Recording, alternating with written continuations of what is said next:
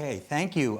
We're going to have you and the audience participate. Now, there's a couple of ground rules here because we are taping this. Raise your hand, wait to be selected. We have a microphone that's going to be up and down and passed to you.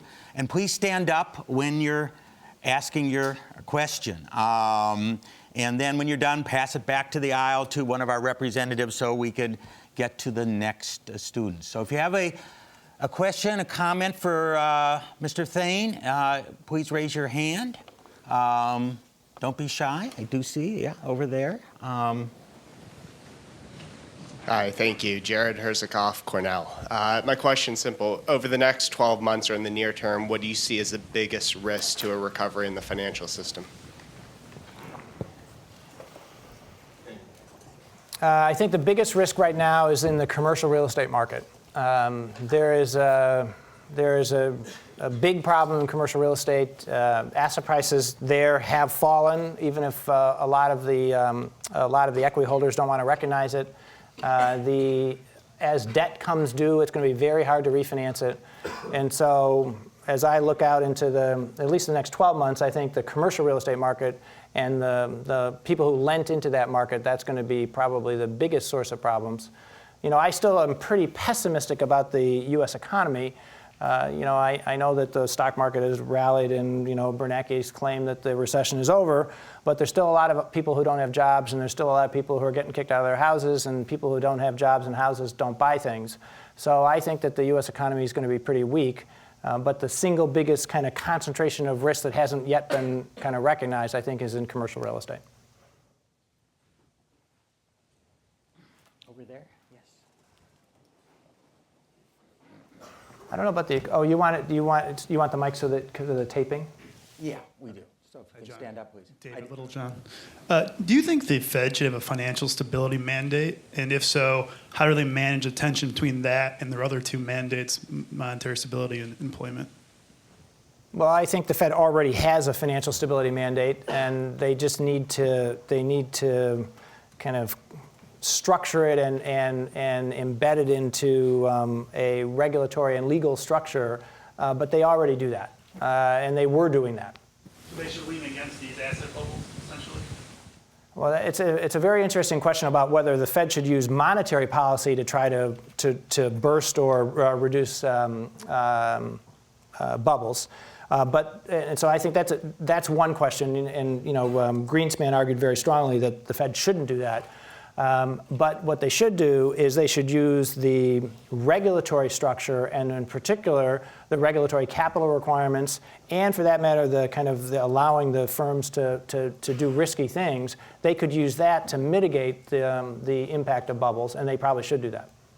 And actually, that's one of the things I think they probably will do. Let me mention that I do. You talked about spreading some of the blame. I do think there was a major failure of the Federal Reserve. Greenspan and Bernanke, but particularly Greenspan, didn't see the buildup of these leveraged, risky assets in key financial institutions. Never really talked about the housing bubble. I mean, he talked about a stock market bubble in 1996, and made a lot of noise about that. Did not really mention anything about housing, and I think the Fed definitely has to take a big part of the blame here. Yes, over here. If you guys want, you can hand out the mics kind of in advance as people. Yeah. If there's anyone, because there's another one. I don't know if there's another mic. There's on both sides, so we can go to the second person. Yeah. So I just wanted to ask your opinion on executive compensation, because that's a very emotional issue. It seems to me that when executive compensation is calculated and the contracts are signed, even if the company doesn't do well, a lot of people, they have golden parachutes and they just leave. And you mentioned about linking it to long-term performance. So could you just elaborate on that? Well, I have actually never believed in either executive contracts or golden parachutes. So I don't think people should have golden parachutes. I don't think CEOs should have contracts. Now, my attitude about that might have changed a little bit after the last year, since I didn't have a contract either. But no, honestly, I think executive CEOs should not have contracts that guarantee them compensation. They should get paid based upon the performance of the company. Obviously, you have to take into account how did the company do in the environment that they're in. But I don't think executives, CEOs, should have contracts or golden parachutes. By the way, I think golden parachutes are pretty much done with. I don't think boards are going to award golden parachutes in the future. But I don't think they should have contracts either. And by the way, I also don't believe in multi-year contracts, even to employees. So investment banks should not be giving out multi-year guarantees to people to get them to change jobs, which is still happening to some extent. But that is a very bad practice. People should get paid based upon how they do, how their firm does, and to some extent how the industry does. John, it sounds like you would be against tenure too. That's okay. I'll agree with you. I'll agree with you. Unfortunately, the answer is yes. I would be against it. Okay. Anyone else? Someone I has guess some- I'll never be a professor here. Yes. Professor Schiller of Yale University has suggested a system of channeling risk away from people and towards international, well-diversified investors who would hold on to mortgage risk. Do you see such a development take place in the near future? I don't know enough about how that would work to answer that. And I haven't seen what he wrote. So I mean, I don't know exactly how, whether or not that's practical. I'd have to understand better. Do you think that there could have been new risk-sharing instruments that might have alleviated the crisis, or? Well, I think we did a pretty good job sharing risk. We blew up Iceland. We blew up towns and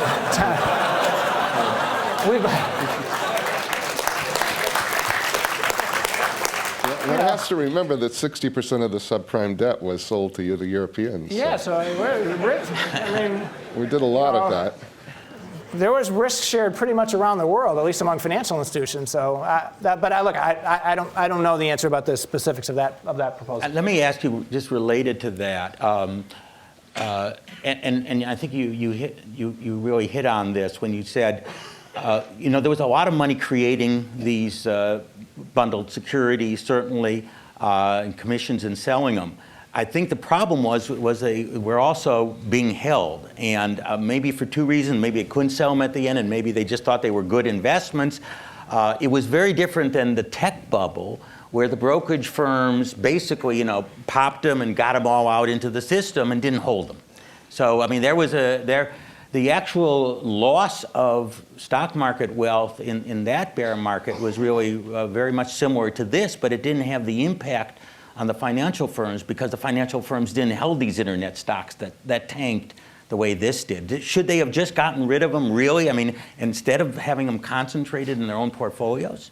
Well, whoever owned them still was going to lose money, so it's just a question of... But it wouldn't have tanked the firms. I mean, I think the tanking of the firms is really a major cost, not just the loss in wealth, but the tanking of these firms causing the credit crisis is a major source of the recession. Well, I agree with that, but these instruments were still bad. These instruments were so complicated. I'm talking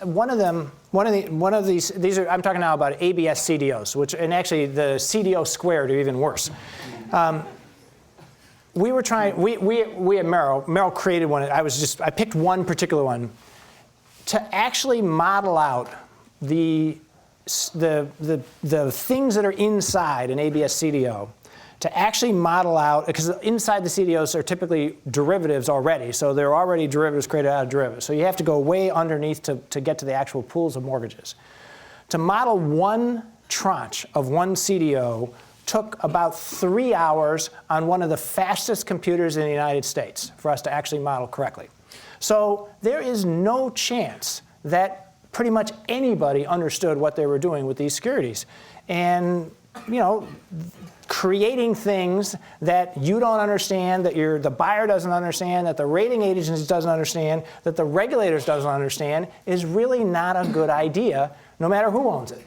So I think that the degree of complexity that was created in these securities and the lack of anybody's ability to really understand how they were going to perform was simply an error and a bad thing, and the fact that the firms that created them were stupid enough to own them doesn't make me feel any better. I mean, one should mention that just the plain vanilla, 80% mortgage, when you've had prices go down in areas like Phoenix, Miami, California, 50%, sometimes more. Those are going to be underwater with no complexity at all. So, it's not, a lot of them blew up, that were just the regular mortgages. We never had a decline in home prices of more than 3 or 4% before this crisis, so people thought if I take the top, 80%, it's going to be safe because we've never had a national decline, and Just look around the world. They happen every 20 years. But they didn't happen in the United States. Thousands of them. Yeah, they didn't happen in the United States. That's of course we didn't have the bubble. We never had increases of 25% year after year after year. And it is, you mentioned Bob Shiller, my good friend at Yale, Bob Shiller, who, of course, he wrote about the bubble in real estate. There were people that were saying this is just unsustainable and is going to cause trouble in the future, and indeed it did. Yes. Hi, my name is Dave. I'm first year MBA at Wharton.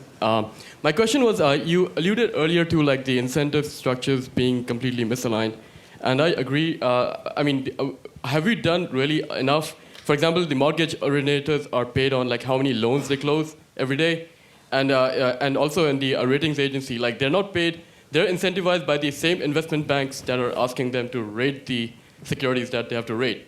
So have we done enough to take these incentive schemes out of there and fix it? Because I think unless we do that, there's no long-term solution to this. The answer is no, we have not. So to the two places you mentioned, we have not fixed the mortgage origination process. We haven't fixed the rating agencies yet. I highlighted them because I think they need to be fixed. But at least as of now, there hasn't really been a change to how rating agencies get paid. And at least I don't know of any proposals to change how mortgage originators get paid. So I think those are both areas that need to be focused on. Who has the mic? Yes.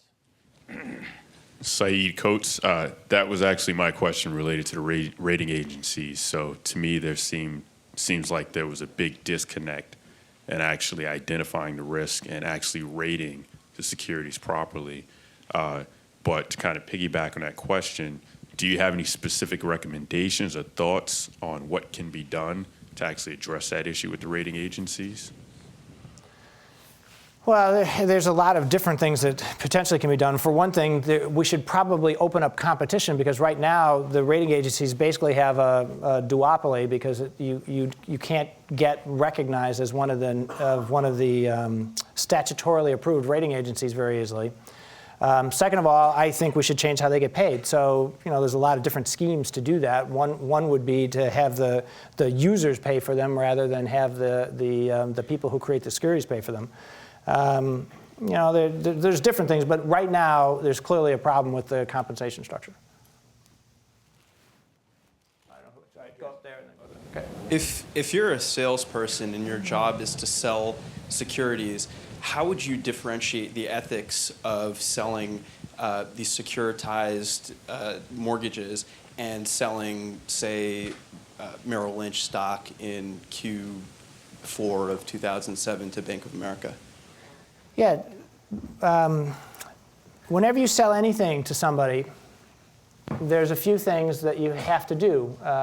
One is you have to make sure that the person who's buying it has the financial capacity, the sophistication to understand what they're buying. Second of all, I think you have some responsibility to make sure it's appropriate for them in terms of which goes along with sophistication. So what you sell to PIMCO is different than what you sell to a grandmother in Iowa who doesn't know anything about financial securities. And then you have to make sure you fully explain to them what it is they're buying. And as they get more and more sophisticated and they become much more institutional, then they bear more of the responsibility for understanding what they're buying.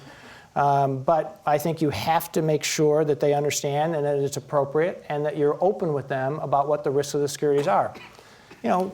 securities have risk. If you want to have a riskless security, buy a treasury bill. And given our deficit, even that might not be riskless. I guess if it's short enough, it is.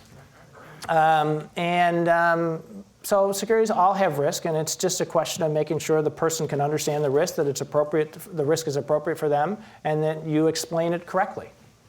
And by the way, that's true whether you're selling CDOs or common stock, and it's true whether you're covering individuals or institutions. And you just have to make sure you're following those guidelines for the person you're selling to. You shouldn't sell stuff to people that they either can't understand or don't understand.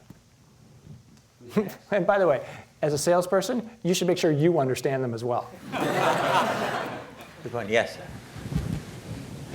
Robbie Shell, Knowledge at Wharton. Jeremy mentioned that you've been playing a lot of golf and attending charity functions, but you're a relatively young man and you probably have 2 or 3 careers left ahead of you.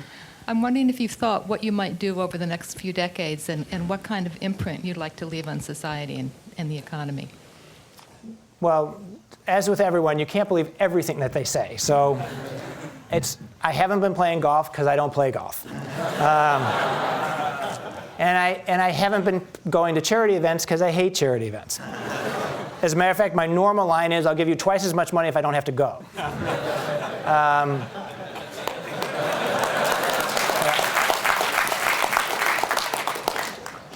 But I do a lot of charitable things. And by the way, I did that before, so these are not really new things. But I'm on MIT's board. I'm on the board of Columbia Presbyterian Hospital. I'm on the board of the New York Botanical Garden. I'm on the board of the French American Foundation. And actually, I'll give you one of the best things that I've done is Columbia Presbyterian was building a new hospital for children. It's a children's hospital. I don't know if any of you have ever seen it, but they were building a new children's hospital. And Columbia's always had a problem where the babies are actually born is not the same place as where the children's hospital is. So if a baby's born with some problems, they then have to move it from where the babies are born to where the children's hospital is. So my wife and I actually gave them the money to build a new birthing unit on top of the children's hospital.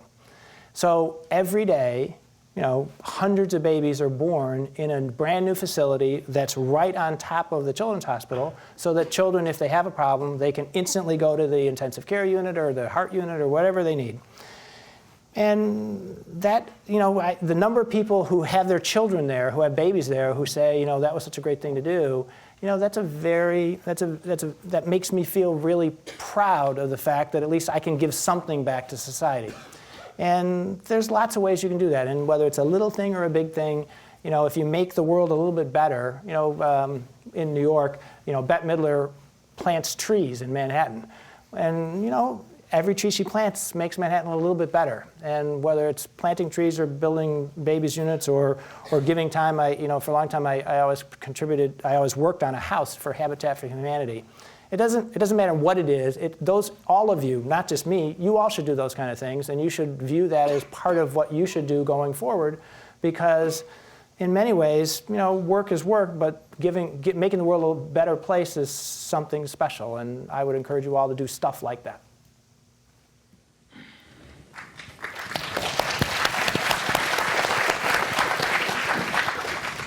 Thanks for your talk, Mr. Thain. I'm Lee Bressler. I'm a second-year MBA student. What do you think of Ken Lewis?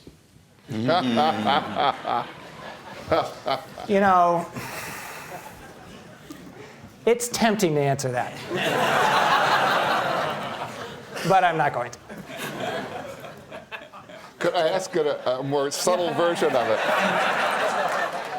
What do you think of Judge Rakoff's decision to throw out the agreement between the SEC and Bank of America to keep it all sort of quiet for a fine? Yeah, I'm not going to anything that relates to the litigation. I'm not going to get into, because this is too public a forum, and I've kind of been out of it and just have no reason to want to get into it. So I'm not going to answer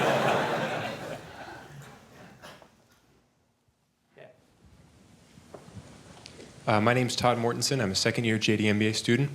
First of all, I want to thank you for coming to speak to us. And I know for many of us, we really appreciate the example of leadership you've shown and the way you've been able to balance taking care of shareholders, taking care of your employees, and making personal decisions that, that the public views in a good light. So we want to thank you for coming here and for being a good example. Thank you. My question is regarding private equity firms buying failed banks. Do you think that doing that takes some pressure off the FDIC? Are there other regulatory issues that are challenging? And then operationally, do you think they can actually run them better and unlock value?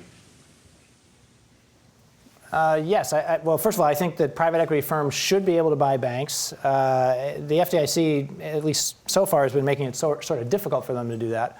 But I think they should be able to do that. And you know, many times the private equity firms run companies better. Not always, but many times they do.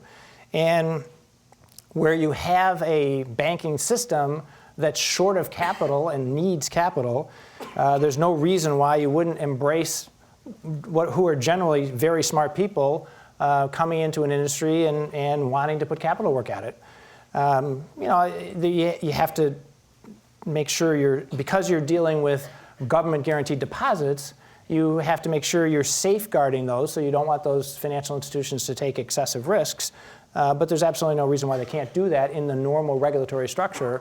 So I think they should be much more open than they are to allowing private equity firms to buy banks. Hi, my name is Gloria. I'm a first-year MBA student. My question is, how do you think your MBA degree has helped you to lead, especially in challenging times? Given that I got it from that other place.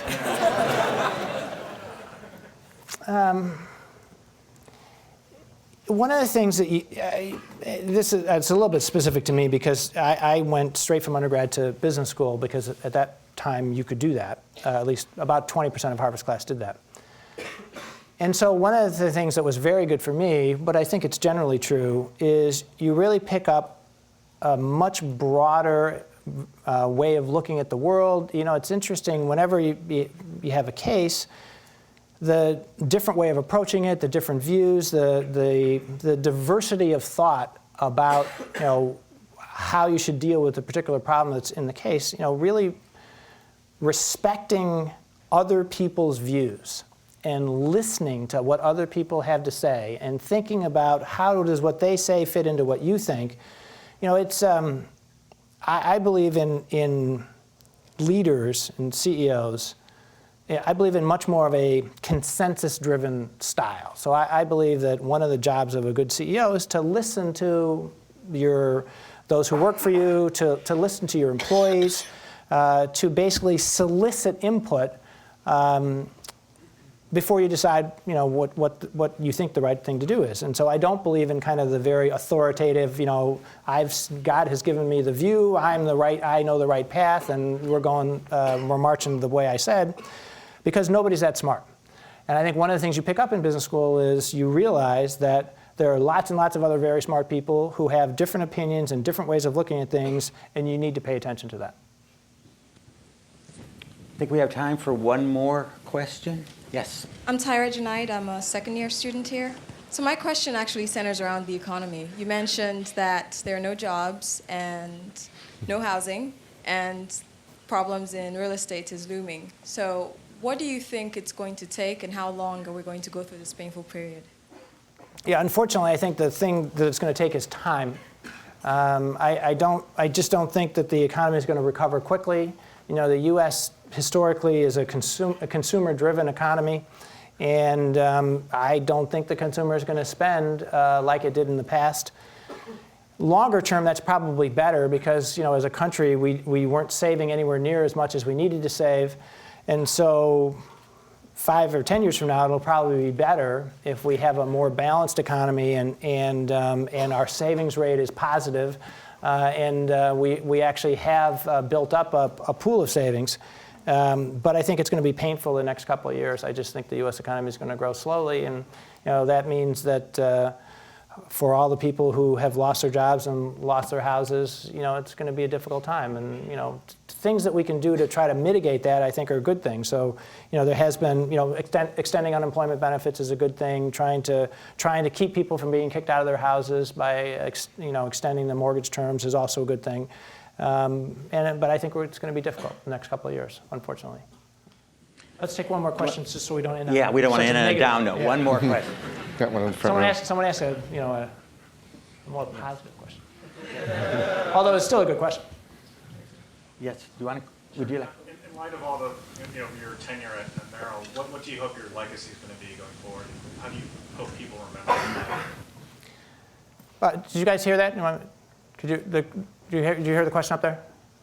No. The question was, what do I want my legacy? How do I want to be remembered? He prefaced it by, in light of my tenure at Merrill. Well, my tenure at Merrill was only like 9 months. So, look, I've always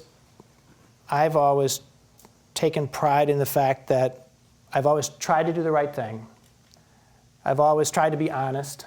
Tried to think about the consequences of my actions. And, I also like to try to fix things. And so, I went to the New York Stock Exchange because it was broken, and it's an important part of the U.S. financial system, and I was successful in fixing it. I think I could have fixed Merrill if I had had more time. You can't fix the problems that they had built up over 5 years and 9 months. I think if Lehman hadn't gone bankrupt, and if I had had 2 or 3 years, I could have fixed Merrill as well. But I think the most important thing is my job was to protect my shareholders and to protect my employees, and I did the right thing for what my job was. And the fact that that came at the expense of my own job, and then even beyond that, to some extent, my reputation was certainly damaged by the aftermath of that. I still believe in being honest and telling the truth and doing the right thing, and that I would like to be remembered for that. So, thank you very much.